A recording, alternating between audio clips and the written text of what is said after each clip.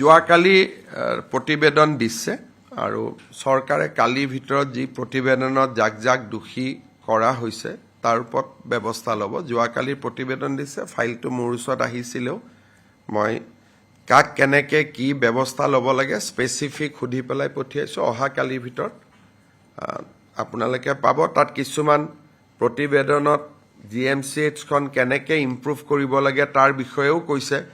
অকল একশ্যন লোৱাই নহয়, ৰিমেডিয়েল কথাও বহুত তেওঁলোকে কৈছে। আমি গোটেইখিনি সুন্দৰভাৱে ৰূপায়ণ কৰিম।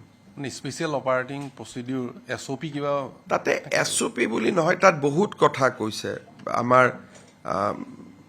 তেওঁলোকে SNCO কেনেকৈ ৰাখিব লাগে, কি ধৰণে ছিকিউৰিটি ব্যৱস্থা কৰিব লাগে, কি ধৰণে ভিজিটিং ডক্টৰৰ ৰাতি অহা ডক্টৰ, গোটেই দীঘলীয়া প্ৰতিবেদন এখন। তাত SOPDটো সমাধান নহ'ব, তাত বহুতবিলাক লং টাৰ্ম কৈছে, মিডিয়াম টাৰ্ম কৈছে, শ্বৰ্ট টাৰ্ম কৈছে। আমি গোটেইখিনি ৰূপায়ণ কৰিম, কিন্তু প্ৰথমতে আমি ঘটনাটো, তাৰ পিছত আমি লং টাৰ্ম কামখিনি কৰিম। প্ৰথমতে ঘটনাৰ লগত জড়িত যিকেইজন ব্যক্তিৰ কথা কোৱা হৈছে সেইখিনি অহাকালিৰ ভিতৰত আমি ব্যৱস্থা ল'বৰ কাৰণে চেষ্টা কৰিম।